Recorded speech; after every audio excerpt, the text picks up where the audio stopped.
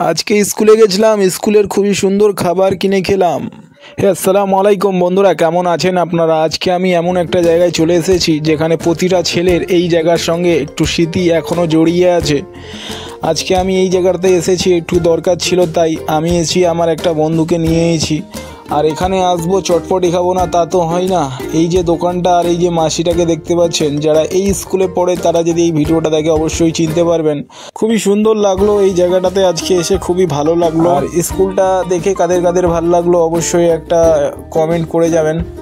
তারপরে দেখুন এই যে খুব সুন্দরভাবে চটপটিটা বানিয়ে দিয়েছে, এটা আমার বন্ধু খুব সুন্দরভাবে খেতে খেতে এনজয় করছে। তারপরে ওকে বললাম আমার ফোনটা একটু ধর, আমাকে একটু দেখা।